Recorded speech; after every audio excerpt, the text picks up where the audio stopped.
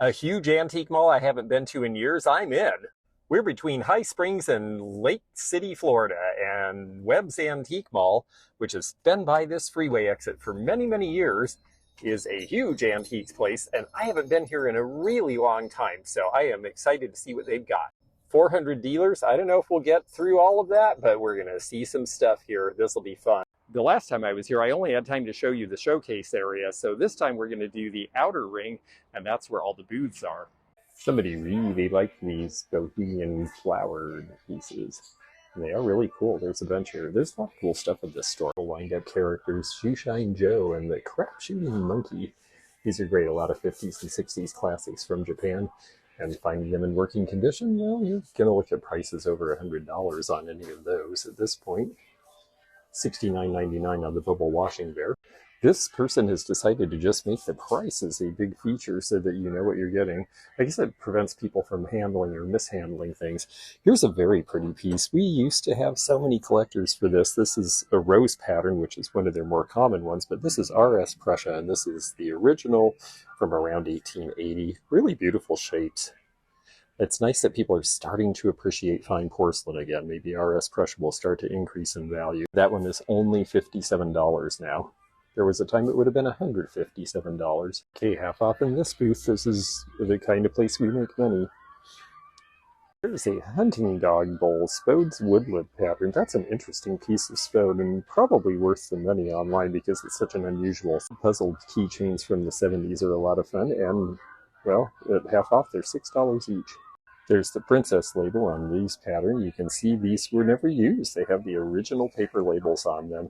They're also priced at $15 each, but they're perfect originals from the 1930s and they will glow under a black light. So this pattern of Flow Blue with the William and Mary College logo, the WM in the middle, is a good starter piece for a lot of Flow Blue collectors. It's got a great look. They made a lot of these, but it's got the first 15 states. Kentucky was number 15 and the only one on here that was west of the mountains. There is something soothing about mixing a lot of blue and white transferware together. These pieces were made everywhere from Japan to Germany to England, but they all go together in some way. And it's a traditional style that I predict will come back into fashion.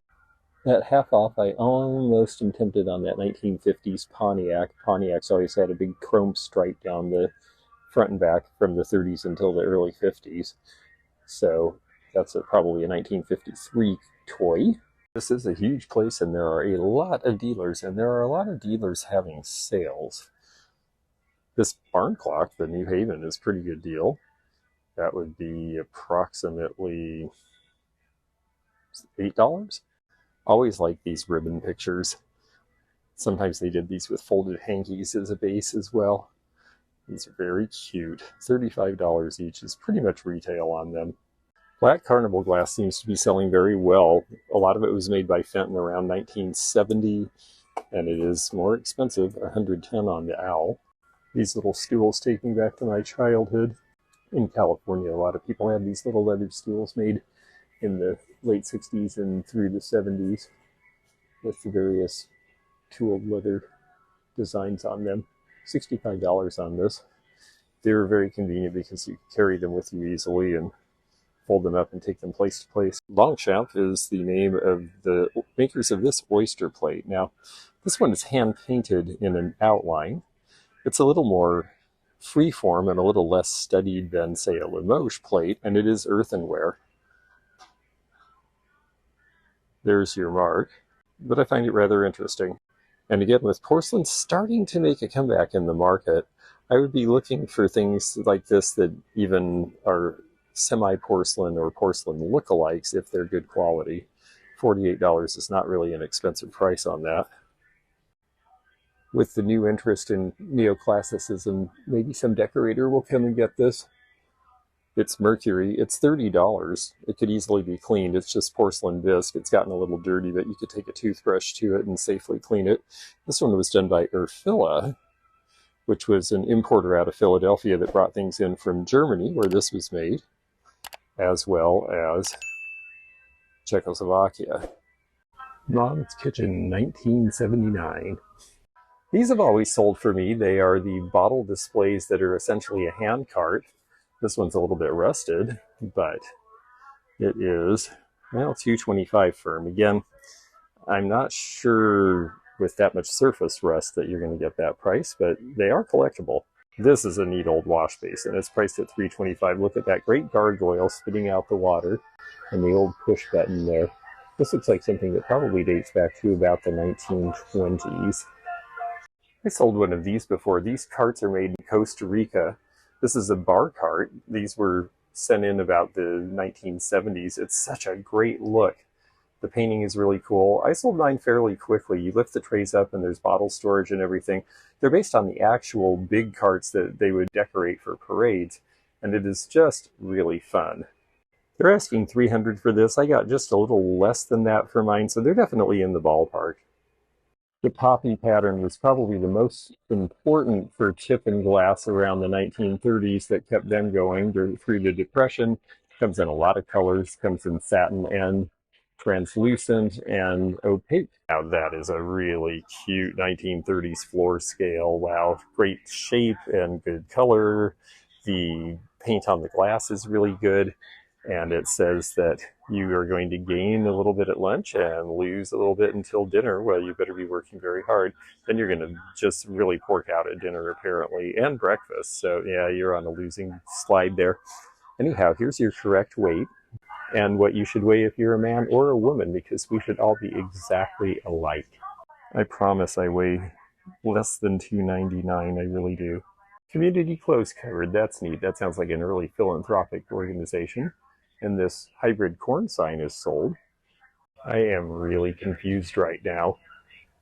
I don't know where I am. I stepped into an exotic wood lumber yard. Are boards old? I don't know. I mean, I know they're useful for crafters, but it looks like somebody just sort of gave up their collection. This one's called Memories of Shelley, and this is a cute space. See, we go from boards to, well, boards made into actual antique furniture, which I would rather see. There's a very handsome late Victorian piece on the left, and this nice little vanity. I just still really love these.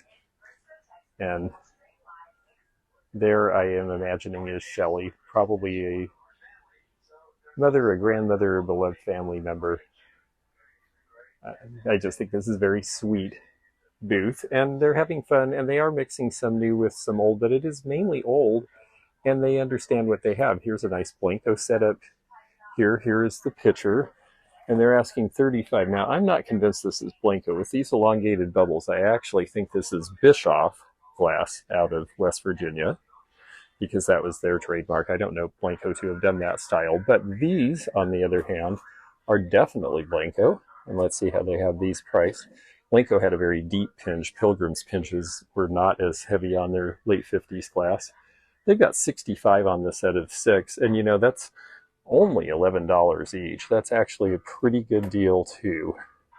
Almost cheap enough for resale. Amber is not the easiest color to sell this time of year though. And of course, I've always loved the Arco Rock arches. I started buying these when I saw them in Canada when I would go up to the flea markets there.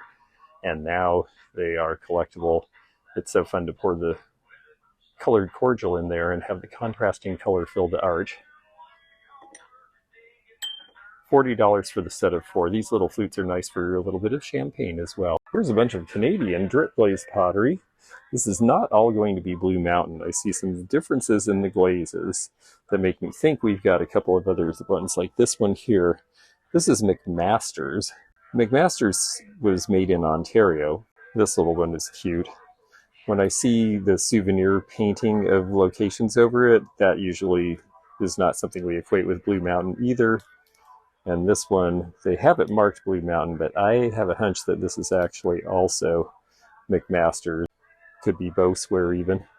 Blue Mountain pottery, they say here.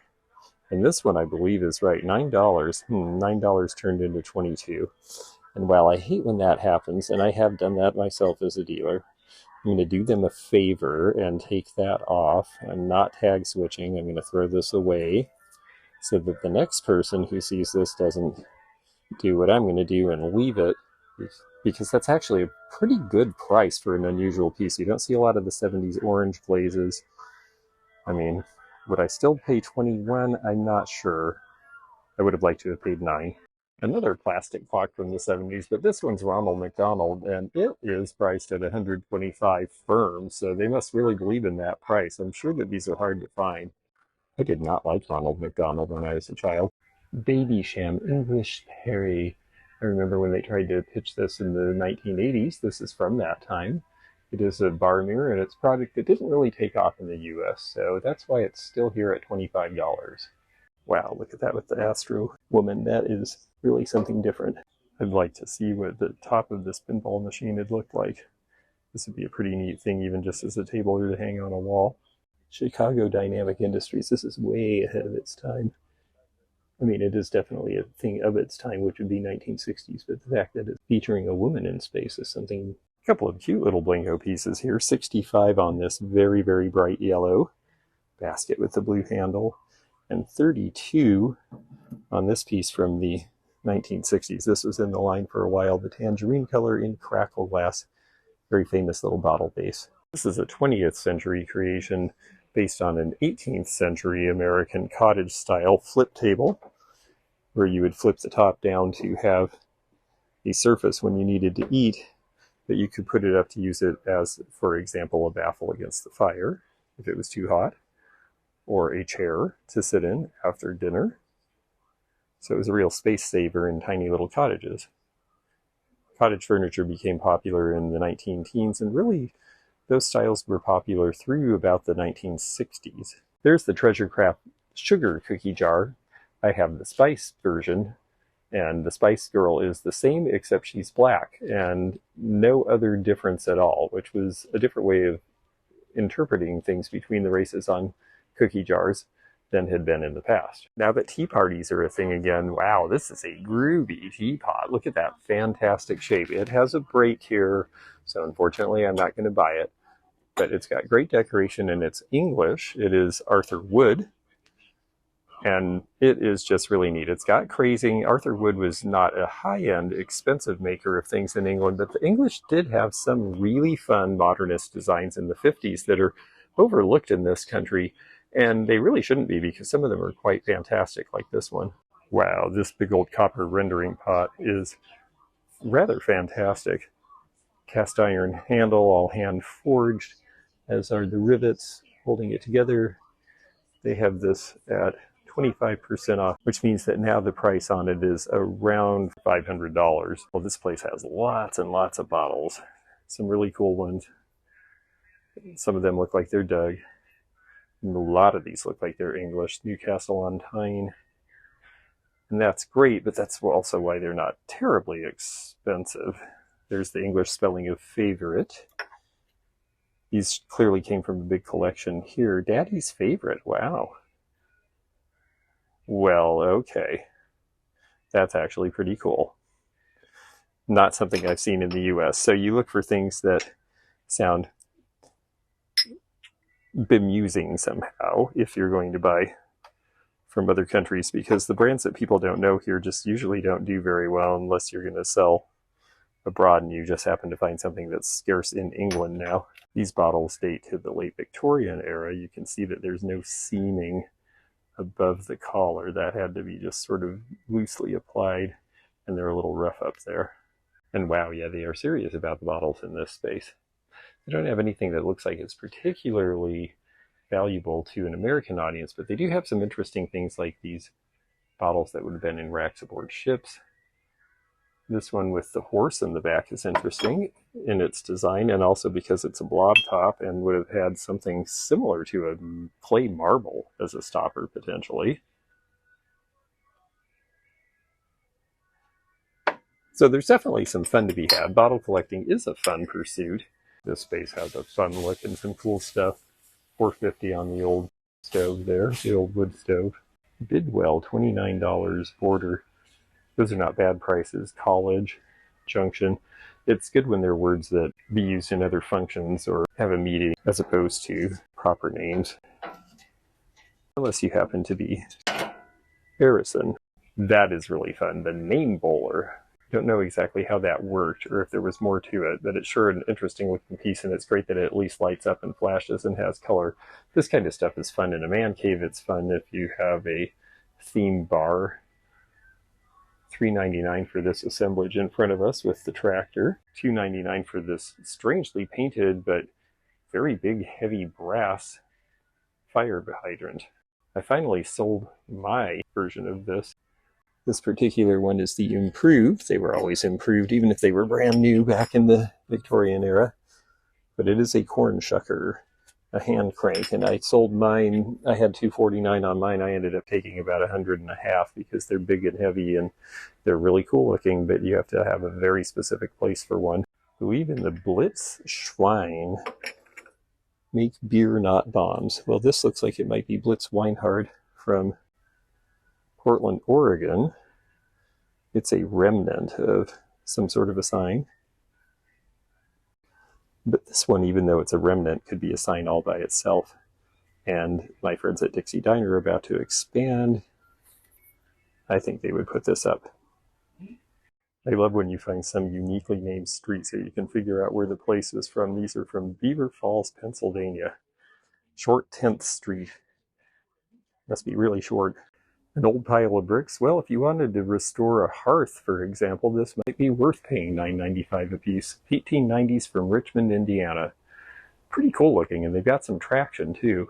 We saw the RS Prussia bowl earlier. Now here's a bunch of very economically priced Bavarian, German, Austrian bowls that are not RS Prussia, that certainly are lovely, and in the case of the one on the right are very similar in quality, but they are not really exactly the same when you look at the difference in terms of the amount of detail in the molding. And so that's why there are still a lot of these available, a lot of bone dishes in this space as well, and a nice little Nippon Moriage hair receiver.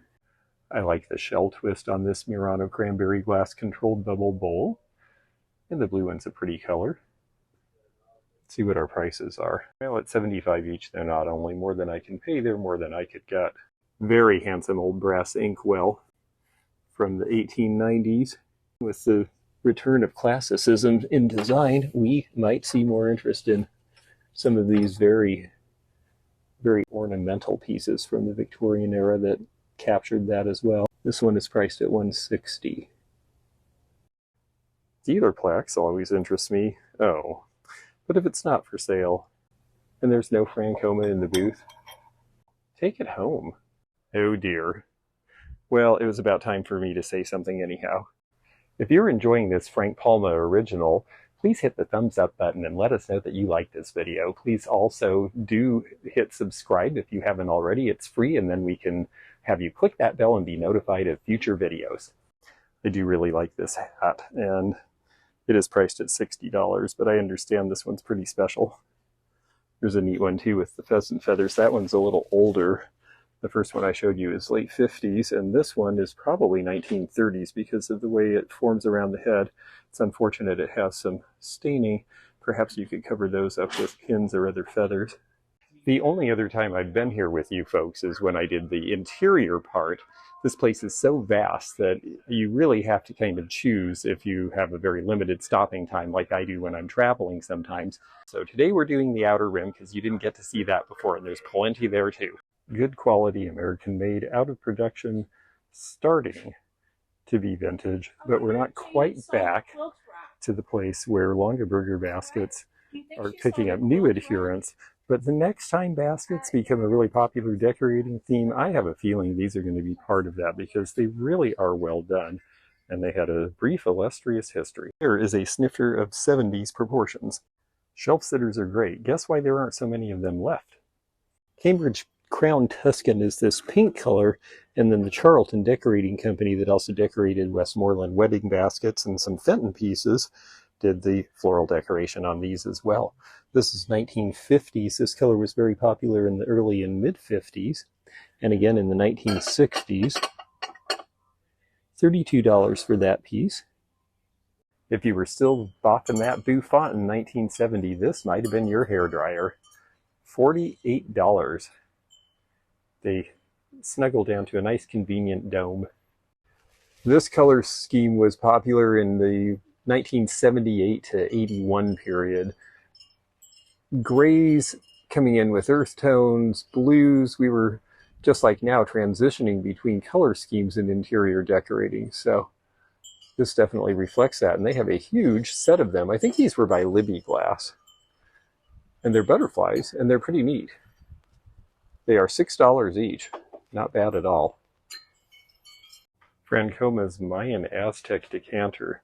This one's in the black color.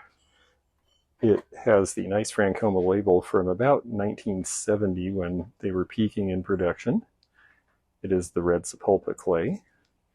And $25 may be a pretty good price for that. I'm going to see how these are running now. They used to go for about $40, but if they've gone up a little, it might be worth getting.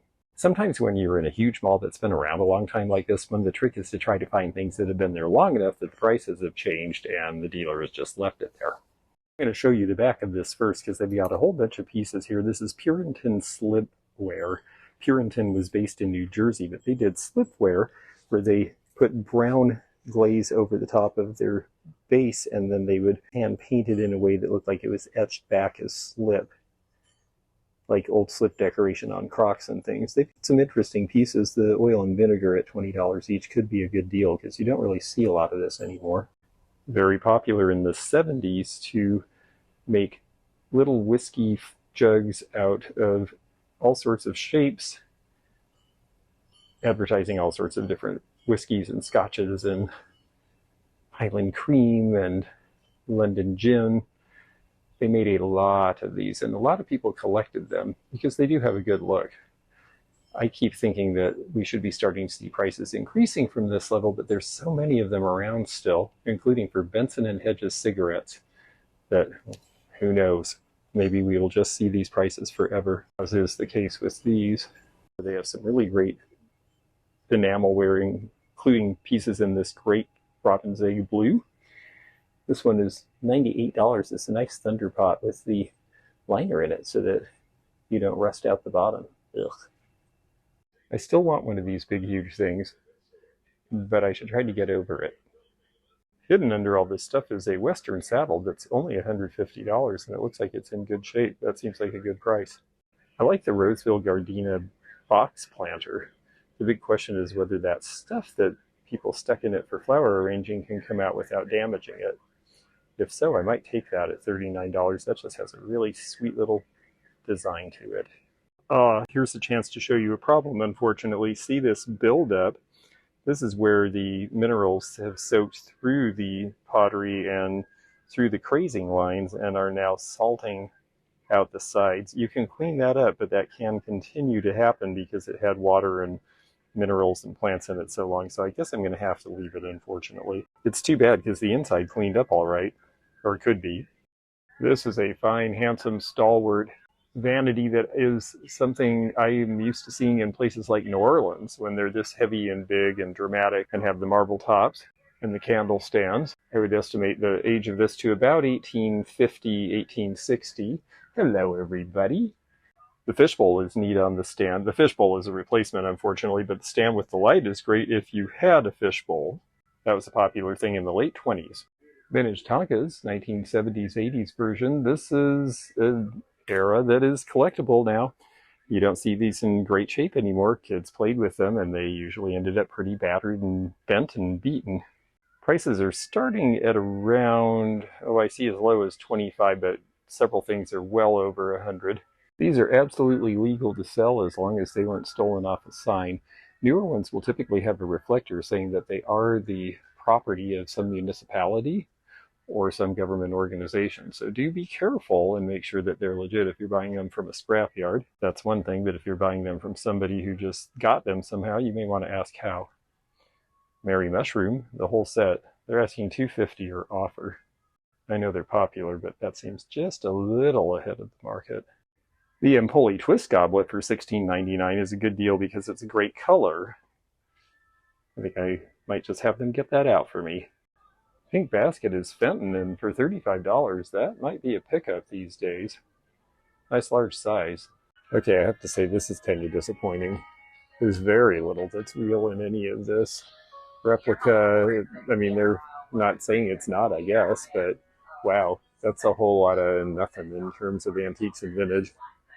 We had a big mall like this in the heyday of antique malls when being giant was the thing to do, but there was more merchandise. And I have to say now, I sure see a lot of stuff that is not really antique or vintage in a lot of big antique malls to fill space. These folks got all done up for some pictures about 1920. This, on the other hand, has some things that are old. It's not all reproduction, and I realize that it is harder to get merchandise in some categories these days. But I think you have to be really careful about putting lookalikes, even if they're not really great, near things that people might get confused over, because it makes them afraid to buy anything. And you'll make more money selling the legit stuff over time than you will selling this cheap stuff. Speaking of legit, this is a pretty good thing. This is from South Bend, Indiana, Drury's beer. It's a really cool look, I have to say, with the horse and everything. It's a little aged. It has some crackling. I would say this is Sirocco wood or some other laminate. And at $45, yeah, I've convinced myself. I see this same guy in a little newer signed version in slightly better condition than this one, selling for $100. So I think we have a winner here. This is why I still love big old antique malls. Even if some of the spaces have been given over to complete reproductions, all you have to do is pay attention, know the signs, literally, and you will do just fine, because there's lots of cool old stuff still available. Don't be fooled by people who say, well, I just want to order out of a catalog, because it's so hard to get stuff, because it's not. In this market, these prices are actually pretty good for this stuff. $59 on the battery display right now. These sorts of displays that people can use to keep other items that they think are interesting are definitely something to look for. And it has the radio battery tester on it too. Somebody painted this up in the 1930s in an Art Deco style. That's cute. The Dr. Pepper bottle cap is only $49, and this one is older. It is tin. Oh, no, it's not older. It is very lightweight. See, there you go. This is why you really do want to study this stuff. Go to antique shows, go to places where you know you're looking at the real thing, and then you can come to a place like this and you won't be bothered by reproductions. Old tools do well. If you are into old tools and you are in an antique mall with a display like this, you may well be the only one. People especially gravitate towards hand planes. There's a whole bunch here from about the $20 price on up. A lot of these are Stanley. Tool people buy these things largely to use. And, you know, you're not looking at a big amount of money for something that's going to last and really be useful to you if you like woodworking. $85 for that very large one. I can't imagine you would find something equivalent that was new, that was any better for quality or use. Big old die sets are another thing that sells. So if you have a mate who loves tools and you're thinking, what in the world am I going to do with all that? Well, don't worry, somebody loves it. Wow, 3 more. When it rains, it pours. These are great. I just love these scales. And the one in the heliotrope on the right is a really great color. Your correct weight, and look, there we are again. Very smudgy. The Moderna is a little cleaner. Let's look at ourselves in there. Ooh, I think I looked better in the one that was blurry. Prices seem to be around $250 to $350 on these, and that seems reasonable for what they are. And they have a bunch of Al Black paintings. He was one of the more prolific highwaymen later, but he is gone now too. $100 on the Pabst sign from about 1960, heralding a blacksmith contest from about 1890. We just had somebody requesting paperweight vases at the St. Pete Vintage Modern store. Pretty sort of Hollywood Regency meets Moroccan style lamp. And then an old parlor lamp. I remember selling one like this at an estate sale in Washington with all the pieces that make it raise and lower. Very cool, because this place always is. And next time we'll come back and we'll do the showcases again, because there's a whole huge bank of them. If you enjoyed this video, check out this one. Also, click thumbs up to like this video and check the description for information about our Patreon, our memberships. We've got a lot of different levels with different perks and bonus videos and early content.